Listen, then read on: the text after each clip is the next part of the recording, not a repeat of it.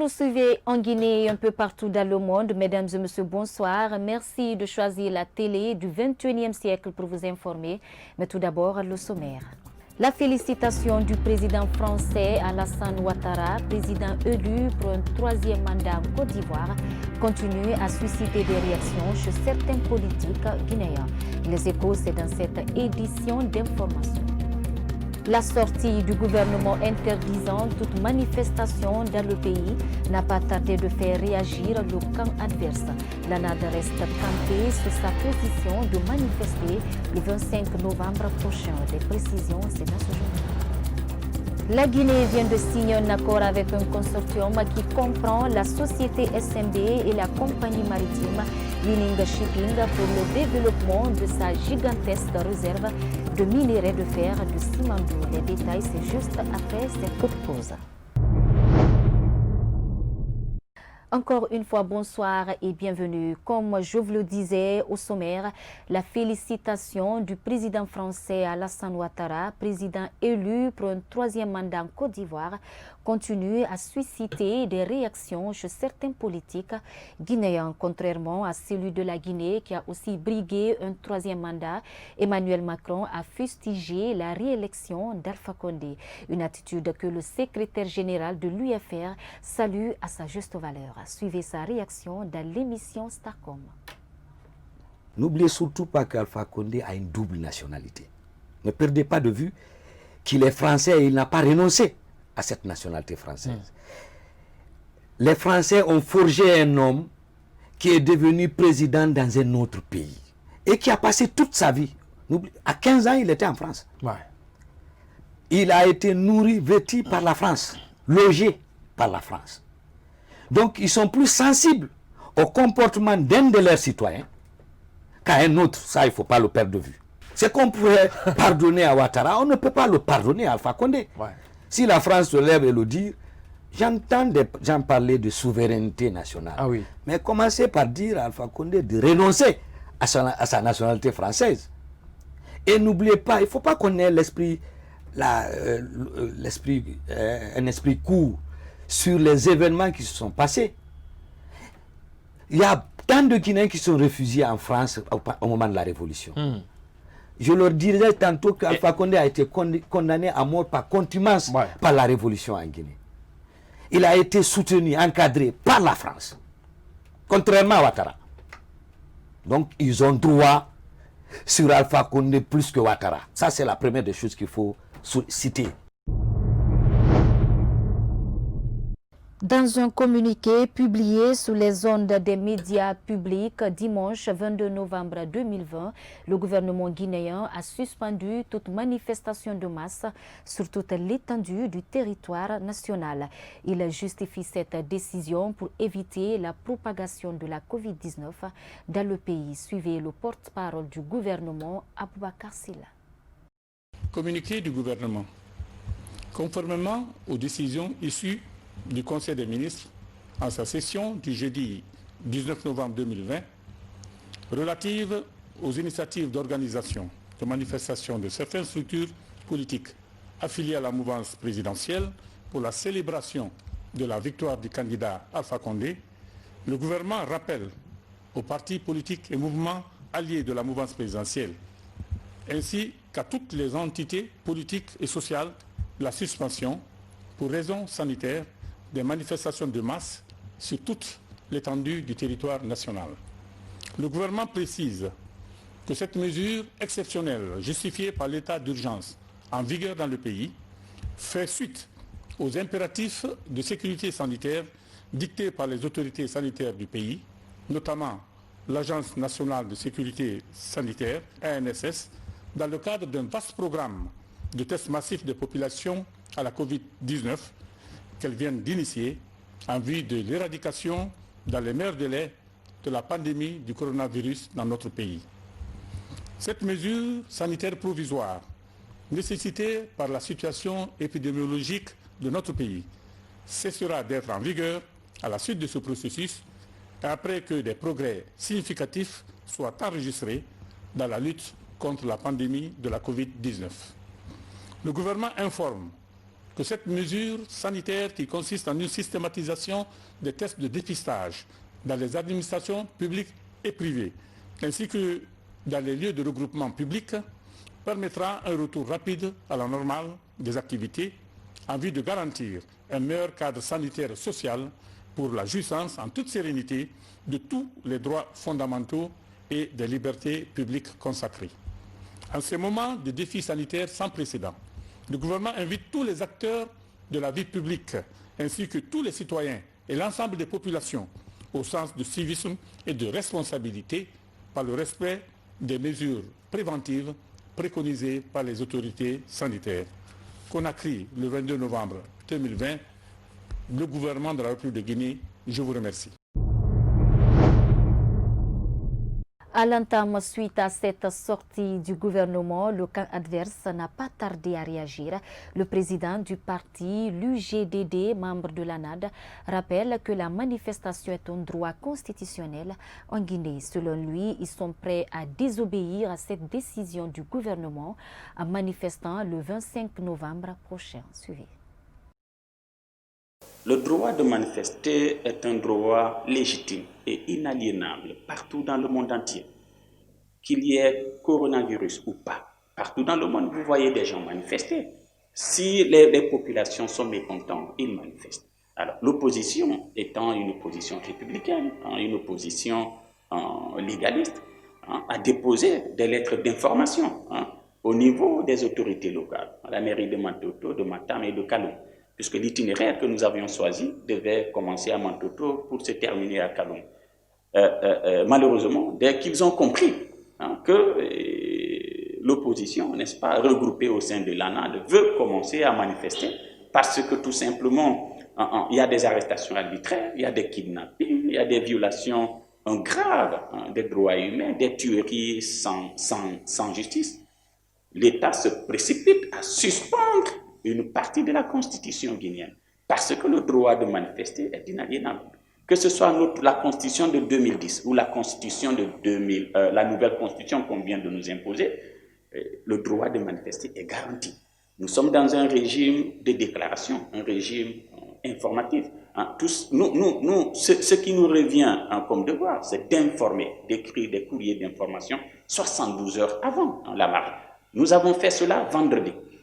Et l'État se précipite à interdire des manifestations pour cause de coronavirus, alors que partout dans le monde, des gens manifestent. Je pense que c'est une fuite en avant, c'est une atteinte grave aux libertés publiques et à la Constitution.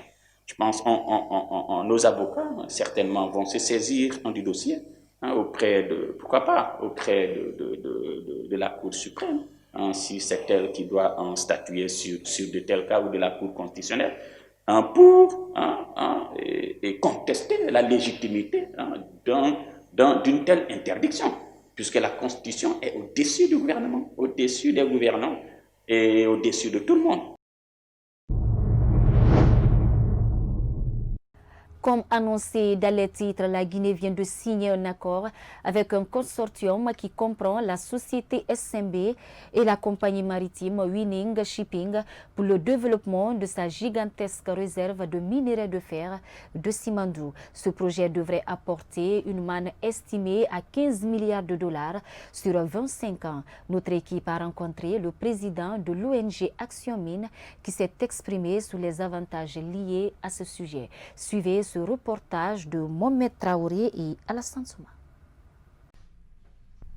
L'État guinéen vient de signer un accord de construction d'une voie ferrée de 650 km avec la société minière de Bokeh pour l'exploitation de sa gigantesque réserve de minerais de fer des blocs 1 et 2 de Simandou. Selon les clauses de l'accord, ce projet devrait apporter une valeur de 15 milliards de dollars sur 25 ans. Un accord que trouve avantageux ce spécialiste des questions minières.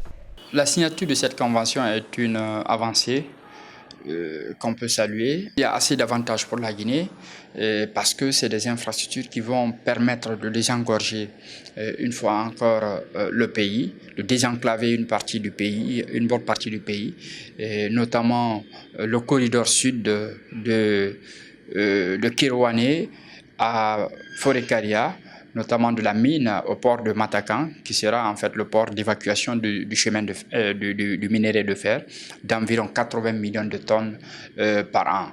Et ce qui est aussi très important pour le pays, c'est que le chemin de fer et le port seront des infrastructures multi-usagées, c'est-à-dire on peut utiliser ces chemins de fer, ces infrastructures pour le transport de personnes et de marchandises. Donc ça, c'est quelque chose de très intéressant. Et dans le futur, ça reviendra dans l'escarcelle de la Guinée comme patrimoine du pays après exploitation. Pour éviter des conflits entre la société minière de Boké et la population riveraine, Amadou Ba invite le gouvernement au respect strict du code minier guinéen. Le gouvernement guinéen doit être très vigilant dans la réalisation des études d'impact social et environnemental du projet, notamment au niveau du port du côté de Matakan, parce que la réalisation de ce port va impacter beaucoup de pêcheurs. Et c'est une zone de pêche, c'est une zone, disons, maraîchère, où les populations cultivent le riz. Donc, avec, disons, ce dragage en eau profonde, avec tout ce que vous connaissez comme activité de réalisation d'un port d'une telle envergure, ça va avoir des impacts assez, parfois même irréversibles sur les communautés côtières, notamment de Forêt-Caria et tout au long des côtes. Selon les spécialistes des questions minières, Simandou est le plus vaste gisement connu de ce type dans le monde, avec 2 milliards de tonnes de minerais à haute teneur.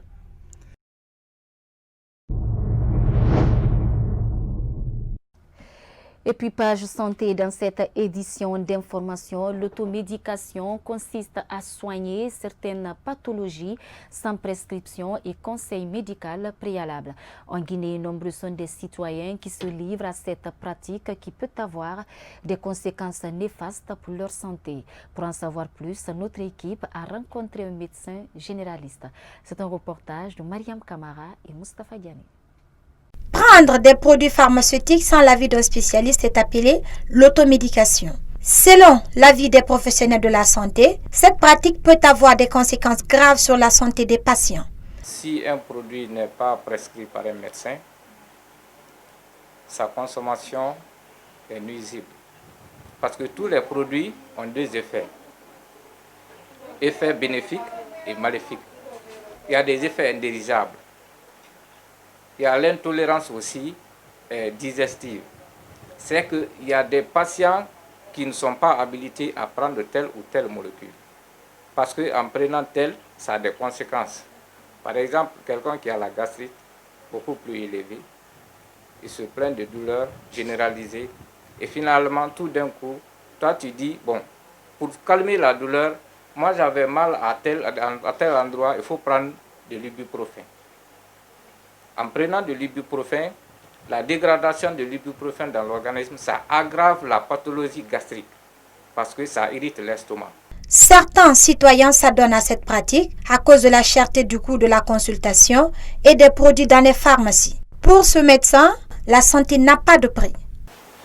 Il est conseillé à toute personne, quel que soit son âge, quand il y a une plainte, de se rendre dans un service de santé pour se faire consulter, afin qu'un bon diagnostic soit posé et qu'une thérapie soit prise en charge.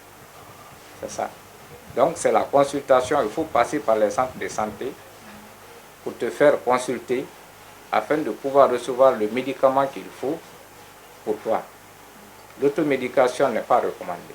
Pour lutter contre l'automédication en Guinée, ce médecin généraliste demande à l'État de multiplier les campagnes de sensibilisation à l'endroit de la population, mais aussi de faire de la lutte contre la pharmacie par terre une réalité. Éducation s'installe dans cette édition d'information. La rentrée des classes au compte de l'année scolaire 2020-2021, prévue pour le 1er décembre 2020 en Guinée, inquiète certains parents d'élèves, mais aussi des tailleurs qui peinent à trouver des clients à cause de la hausse du prix des fournitures scolaires. Reportage Kadiatou Bari, Ibrahima Khalil Silla.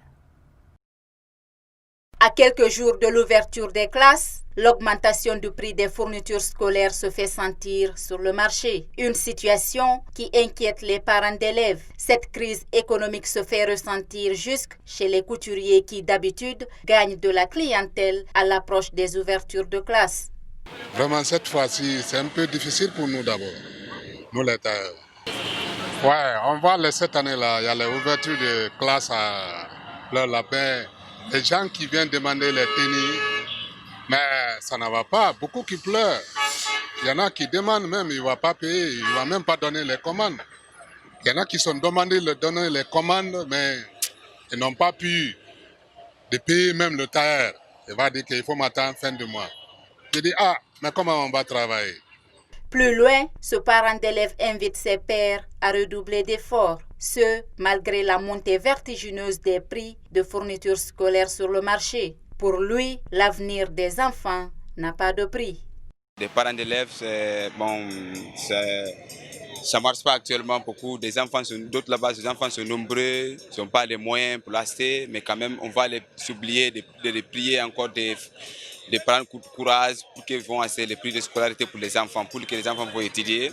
Le message qu'il a lancé à toute la population guinéenne, il veut prendre le courage et soutenir les enfants et encadrer les enfants et faire tout possible pour que les enfants vont étudier, les inscrire à l'école. C'est très important. Les enfants là sera demain le futur de ce pays-là.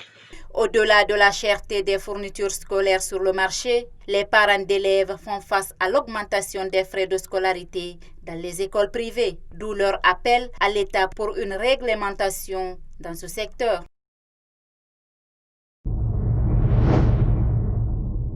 À présent, place à l'invité du journal. Aujourd'hui, nous recevons pour vous M. Adrien Bami, responsable de communication du syndicat libre des enseignants et chercheurs de Guinée-Slég. Vous le savez, jusqu'à la veille de cette rentrée scolaire, la structure syndicale dirigée par Aboubakar Souma s'active pour amener les autorités guinéennes à faire face à ces nouvelles revendications. Après avoir saisi le gouvernement sans succès, elle s'est tournée vers l'inspection générale du travail pour faire en sorte que ces préoccupations soient prises en compte. Monsieur Adrien, bonsoir. Oui, bonsoir madame. Nous avons appris que vous avez déposé une nouvelle plateforme revendicative pour la rentrée scolaire 2020-2021. Dites-nous en quelque sorte qu'est-ce que vous avez déposé au niveau du gouvernement et de quoi s'agit-il? Bien, le syndicat libre des enseignants chercheurs de Guinée-Slég, dirigé par le camarade secrétaire général Aboubakar Souma, y compris l'ensemble du bureau, ont déposé un courrier au gouvernement le 28 juillet 2020. Courrier dans lequel nous avons d'abord félicité l'arrivée du ministre Bano à la tête du MENA. Et ensuite, en deuxième position, nous avons exhibé nos préoccupations. Et nos préoccupations où nous avons eu à énumérer 6 points, à savoir, au point 1, nous avons demandé le paiement des primes d'incitation et de rappel pour les enseignants grévistes. Et nous avons demandé, au point 2, de rehausser ces primes d'incitation et les verser sur le salaire de base indiciaire, conformément au protocole d'accord signé le 10 janvier 2019, j'allais dire. En troisième position, nous avons parlé de rétablissement de nos camarades enseignants qui ont été mutés ou démis de leurs fonctions pour faire des grèves du côté de Beila et dans certaines préfectures. Et dans le même courrier, nous avons posé la situation des enseignants contractuels qui, à un moment donné, ont quand même servi le pays, la nation. Donc, nous avons demandé à l'État de faire face à leur situation. Et après le dépôt de ce courrier le 28, nous avons reçu l'accusé de réception.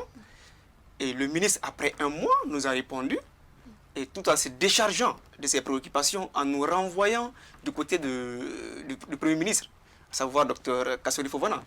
Donc, et pour joindre Dr Kassory Fofana, nous, syndicalement, on passe par l'inspection générale du travail. Le courrier qu'on a eu adressé au ministre Procès Banoubari, nous avons rédigé le même courrier, avec le même contenu, et déposé au niveau de l'inspection générale du travail.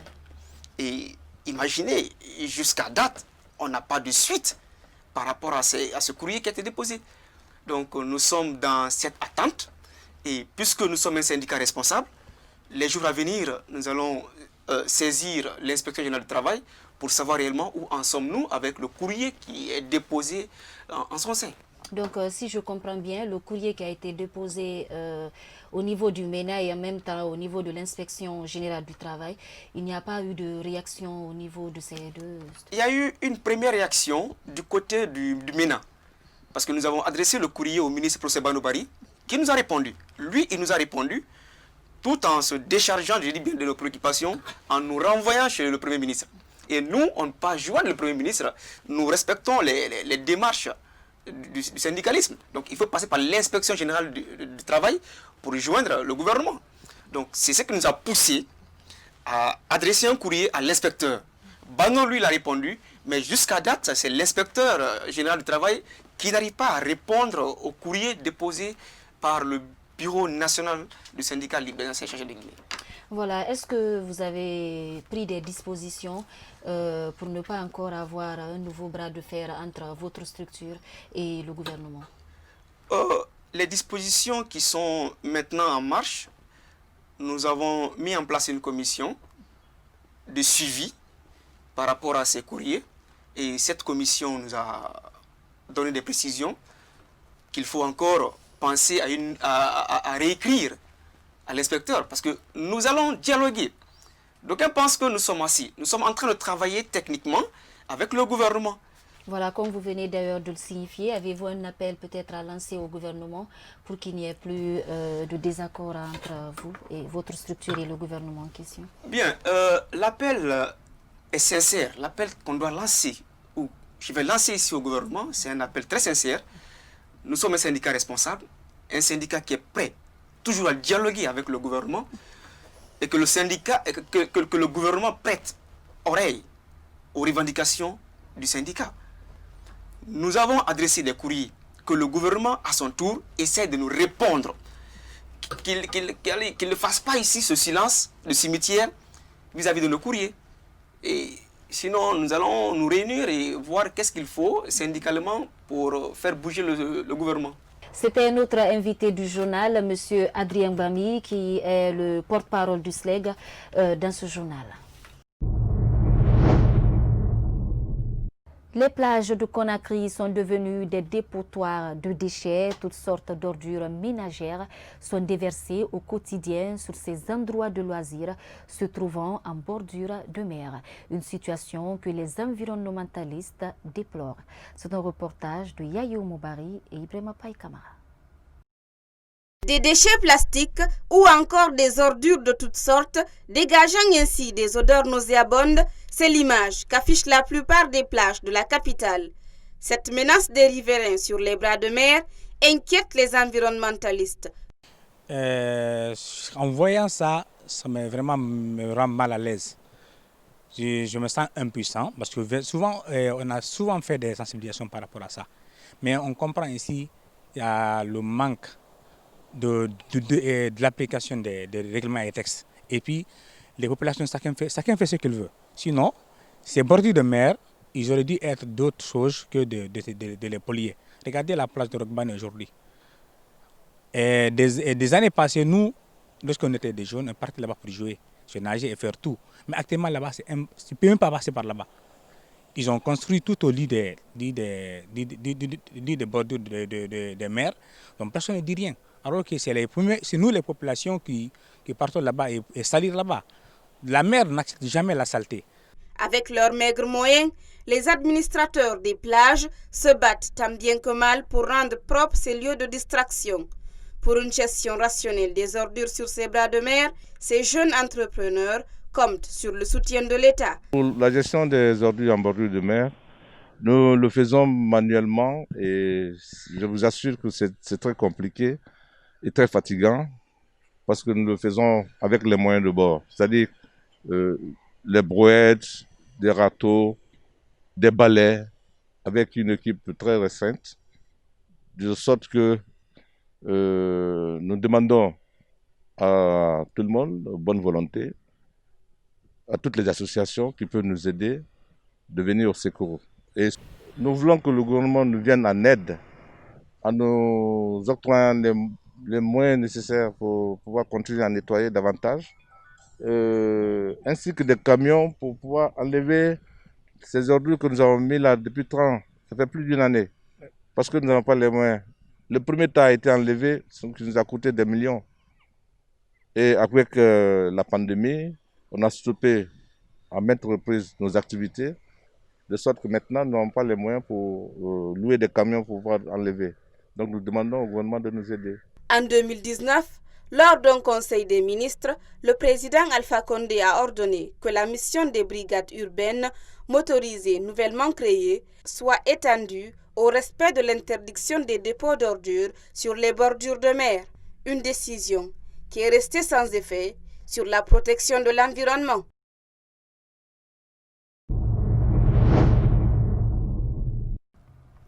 Direction à l'intérieur du pays, l'arrivée de l'activité taxi-moto dans la ville de la Baie a été une offre de soulagement pour les usagers et les jeunes.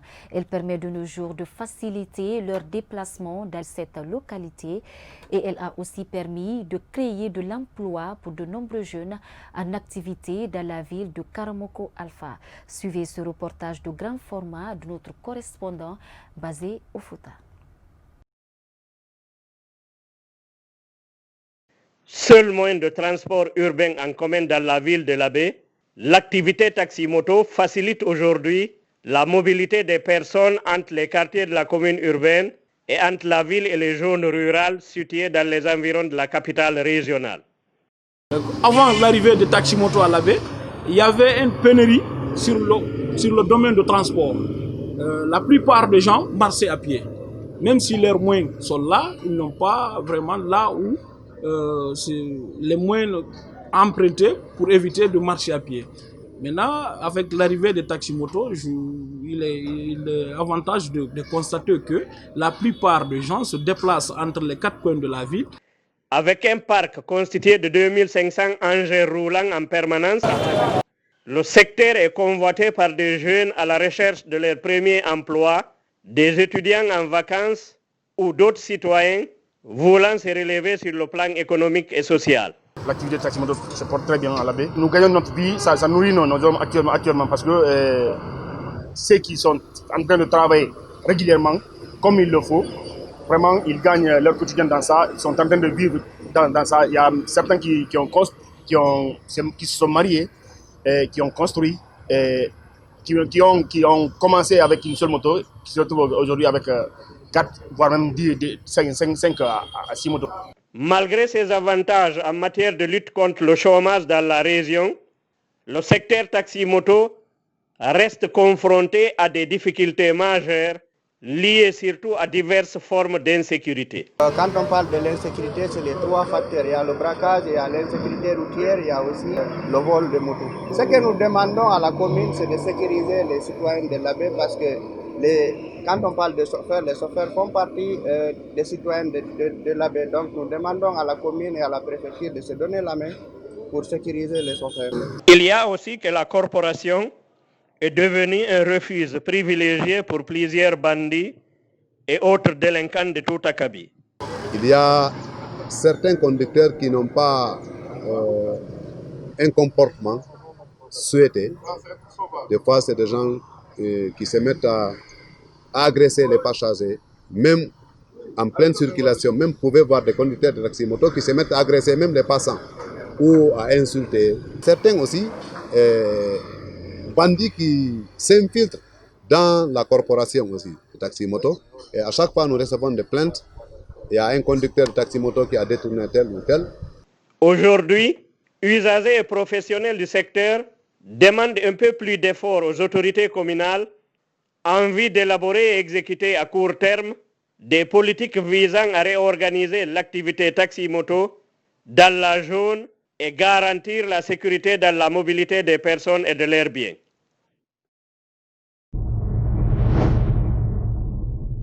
Ailleurs dans le monde, un ancien président de la République française est dans le box des accusés. Le procès de Nicolas Sarkozy dans l'affaire dite des écoutes s'ouvre ce lundi devant le tribunal correctionnel de Paris. Il doit être jugé pour corruption et trafic d'influence. C'est un commentaire de Nanten Nkondé. Un ancien président français est jugé pour corruption. Nicolas Sarkozy est accusé de détournement de fonds publics. Avant lui, seul un autre ex-président, Jacques Chirac, avait été jugé et condamné en 2011 à 2 ans avec saucisse pour détournement de fonds publics. Mais Sarkozy est le premier chef d'État accusé de corruption. Pour l'ex-président qui clame son innocence, cette affaire est un scandale qui restera dans les annales. Retiré de la politique depuis sa défaite à la primaire de la droite fin 2016, Nicolas Sarkozy encourt 10 ans de prison et 1 million d'euros d'amende pour corruption et trafic d'influence. La tenue du procès prévu pour durer 3 semaines dépendra de l'épidémie de Covid-19 qui a perturbé les audiences d'autres affaires à Paris ces dernières semaines et une demande de renvoi pour raison médicale déposée par le juge Azibert. Selon l'accusation, certaines de leurs conversations ont révélé l'existence d'un pacte de corruption. Nicolas Sarkozy a, par l'intermédiaire de Maître Herzog, envisagé d'apporter un coup de pouce à Maître Azibert pour l'aider à obtenir un poste dans la principauté de Monaco qu'il convoitait mais qu'il n'a jamais obtenu. En contrepartie, selon le parquet, ce haut magistrat a fourni des informations couvertes par le secret sur une procédure engagée en cassation par Maître Sarkozy à marge d'un autre dossier et a tenté d'influer sur ses collègues. L'ex-président avait en effet saisi la Cour de cassation pour faire annuler la saisie de ses agendas présidentiels susceptibles d'intéresser la justice dans d'autres procédures.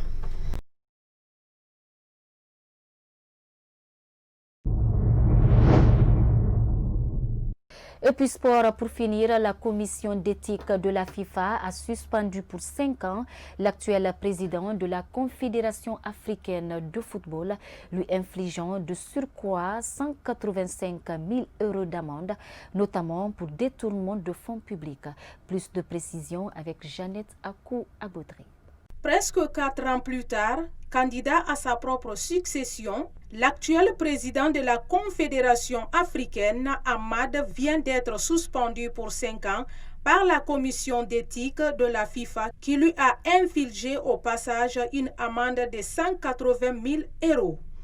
Ahmad avait par ailleurs été placé en garde à vue pour des soupçons de corruption en juin 2019 à Paris. Selon le communiqué de la FIFA, cette décision a été notifiée à M. Ahmad aujourd'hui, date à laquelle l'interdiction est entrée en vigueur. M. Ahmad avait manqué à son devoir de loyauté. Né le 30 décembre 1959 à Madagascar, cet ancien homme politique qui a été secrétaire d'État au sport et ministre de la Pêche à Madagascar est coupable d'avoir enfreint les articles 15, devoir de loyauté, 20, acceptation et distribution de cadeaux ou autres avantages et 25, abus de pouvoir de l'édition 2020 du Code d'éthique de la FIFA ainsi que l'art. 28 détournements de fonds de son édition 2018. L'enquête sur le comportement de M. Ahmad au poste de président de la CAF entre 2017 et 2019 a porté sur diverses questions liées à la gouvernance de la CAF, dont l'organisation et le financement d'un pèlerinage à la Mecque Umrah, ses accointances avec l'entreprise d'équipements sportifs Tactical Steel et d'autres activités, indique le communiqué de la FIFA. Dans sa décision qui a fait suite à une longue audition, la Chambre de jugement de la Commission d'éthique a établi, sur la base des informations recueillies par la Chambre d'instruction, que M. Ahmad avait manqué à son devoir de loyauté, accordé des cadeaux et d'autres avantages, géré des fonds de manière inappropriée et abusé de sa fonction de président de la CAF, peut-on aussi lire. Testé positif au Covid-19 fin octobre puis Hospitalisé, Ahmad observe actuellement une période de convalescence de 20 jours durant lesquels il a quitté son poste. Le premier vice-président, Constant Omari, assure actuellement l'intérim à la tête de l'exécutif de la CAF et ce jusqu'au 30 novembre 2020. En ce qui concerne la prochaine sélection à la présidence de la CAF, le Sénégalais Augustin Senghor, le Mauritanien Ahmed Yahya, l'Ivoirien Jacques Anouma et le milliardaire sud-africain Patrice Motsepe ont déclaré leur candidature. L'élection aura lieu le 12 mars 2021 au Maroc. Voilà, c'est la fin de cette édition d'information. Tout le plaisir a été pour moi de vous servir. Et surtout, les programmes continuent sur Star 21, la télé du 21e siècle. Au revoir.